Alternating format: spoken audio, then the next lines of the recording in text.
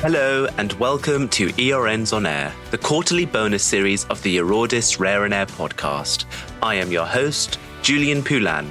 In this episode, Inés Hernando, our ERN and Healthcare Director, speaks with Anna Arelianasova, Chair of Rare Diseases Czech Republic, and Ladislav Švec, Director of the Czech National Contact Point for Cross-Border Healthcare.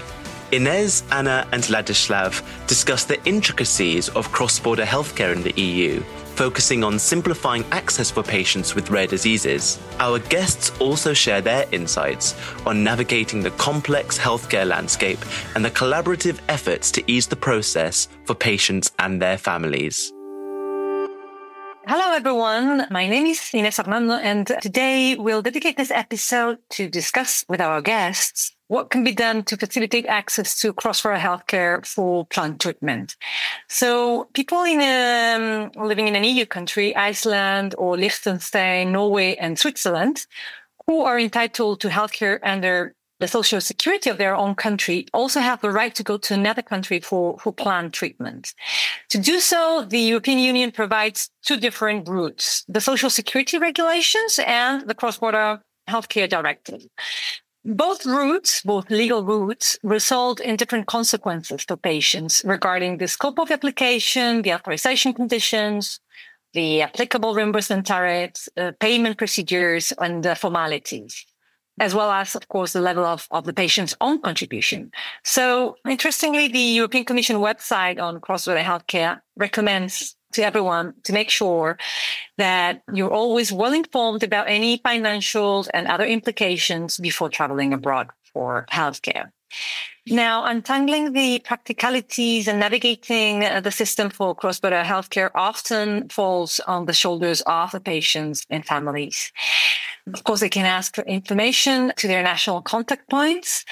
And most of the times they rely on clinicians, if they're lucky to find one that understands the system and the referral process. So our two guests today have been working together, actually collaborating, to help people living with a rare disease in the Czech Republic navigate this very complex landscape that is usually peppered with bureaucracy and anxiety and uncertainty. So we have today with us Anna Arelianasova, who is the chairperson of Rare Diseases Czech Republic. She's also the vice chair of the Patient Council of the Czech Ministry of Health and a board member of Eurodis and of the Czech Cystic Fibrosis Association. And we're also invited today Ladislav Švec, who is the director of the Czech Republic Cross-Border Healthcare National Contact Point. So Anna and Ladislav, welcome and thanks for joining us. Thank you for the invitation. Hello. So Ladislav, let me start with you. Could you briefly explain to us what is the role of the national contact points for cross-border healthcare? Well, I guess the fundamental role of national contact point is to spread a verified information about the legal framework that concerns cross-border treatment. It means description of procedures, maybe also facilitation of dialogue between the patients or health insurance funds. We are, in fact, also reimbursing some kind or some part of healthcare provided on the basis of the European regulations on social security coordinations. We are summoning or summarizing the statistical data concerning cross-border healthcare and many other tasks. But I guess that the fundamental role is to provide the information to our patients, to our insurees, and to prepare also the methodics for our institutions, especially health insurance funds. Okay, so you're in the middle of everything, let's say. Yes, we can say so.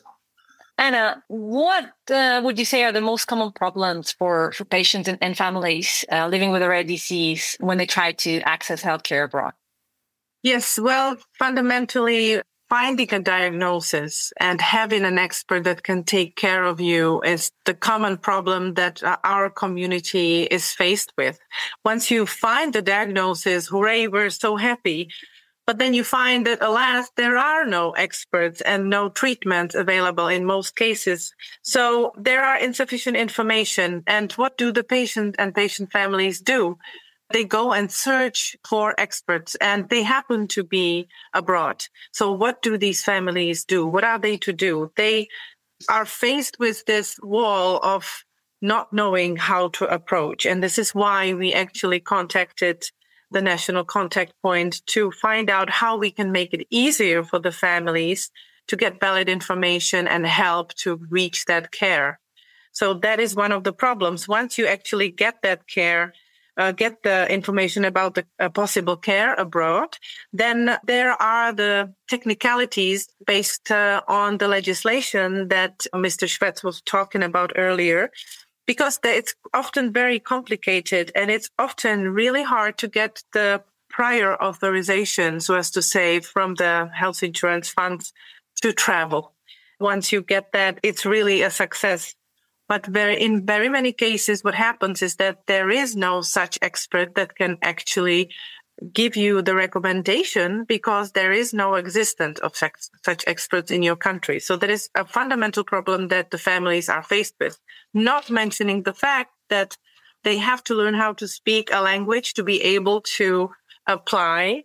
They have to find the experts, as I mentioned, and they have to be able to take care of all the administrative issues on the way to receiving the care. Okay, that's interesting. And that is why the role of the national contact points for cross-border healthcare is so relevant for our community. I forgot to say that there is one national contact point in each country. So all EU countries have a national point for cross-border healthcare, and they are the main information source for patients and families seeking to access healthcare abroad. Patients and families with a rare disease or with common diseases, as Ladislav was explaining to us. So I think that it's very, very, very important that Anna and Ladislav, that you've been working together to facilitate the lives of people living with a rare disease and facilitate the information that you're giving them. So I'd like to ask you now, so both of you, you've been collaborating in the elaboration of a guide that now will be published shortly. It's a guide for people living with rare diseases who travel abroad for care. We're talking about Czech Republic, of course. So this applies to people living in the Czech Republic. But I'd like you to tell us a little bit more about this project. Do you think that you've managed to untangle all these complex processes and to make really the life of our community easier? And it's not an easy task. And I guess that during the preparation of any kind of any guide, you have to handle or tackle the issue of understandability of the information. This is the crucial issue, to find the appropriate measure how to simplify the information to be understandable for everybody, but at the same time to be accurate enough. So this is the most problematic spot, in my opinion, as concerns preparation of this document, of this guide. And well, I have to add a few words to what Madam Aralena Salah said before. The situation of people with a rare disease is a little bit more complicated than in case of common patients traveling abroad, because the most important and the most problematic part of the procedure is to find what kind of disease you got and to discover expert healthcare facility professional abroad that is focusing on your disease. So Anna, can you tell us a little bit more about this project? Okay, so it all started with all the testimonies that we heard at Rare Diseases Czech Republic, and we said, okay, we have to do something about it. We need to help the families to make that process easier for them. So we contacted the National Contact Point representatives and had an initial meeting. And we were very thankful that we were accepted to take part in a regular meeting with insurance companies, Czech insurance companies. We have 7 of them, by the way. And we were given the kind opportunity to present our testimonies to all these representatives, the struggles that we have receiving the cross-border healthcare, whether it is by way of directive or by way of the regulations. So based on that, we have decided, both sides decided, that we will try to prepare a guide, an information guide that will help the families request the care abroad with the help of the insurance companies. So, the legislation it's very hard for let's say an ordinary person to understand. So that was the beginning. And then we started putting things together. First of all, Rare Diseases Czech Republic prepared a very long document that that we presented to the national contact point, where all the testimonies are included, all the cases that happen and all the problems that the families are faced with on the way to receive the care. So very slowly, we put together this text that we think is explained in a very simple way, and it's accompanied with practical recommendations for patients with rare diseases. Obviously, there is a background of legal text, basically some referrals for legislation. But the main part, what we value most, and I hope that Mr. Švec agrees with me, is the main contact persons or people who are in charge of cross-border healthcare at each and every health insurance fund. That's interesting, Anna. Let me go now to Ladislav. So Ladislav, my question to you is quite straightforward here is, do you have in the Czech Republic a system of indicators to evaluate if people who have the right to travel and need care abroad actually get a timely referral?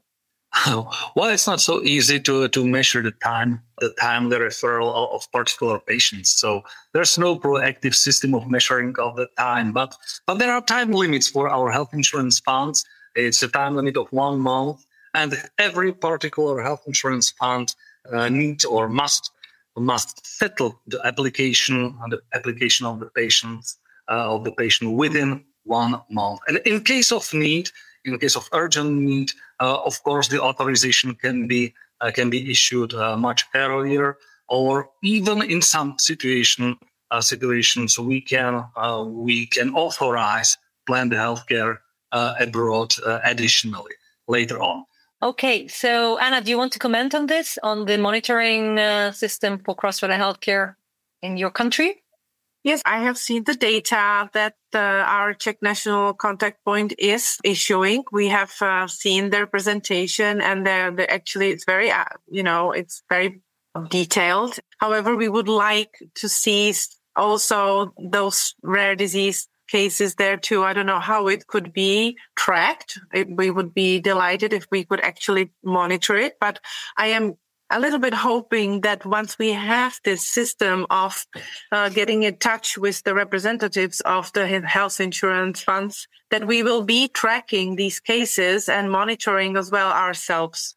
So maybe when we reunite again after a certain time, that we can actually reconvene and say, okay, this is what has happened. Maybe we need to make changes here and there. So I'm really looking forward to the future collaboration, because for us it means hope that the referral process and the reimbursement process for the families with rare diseases will be solved faster and easier.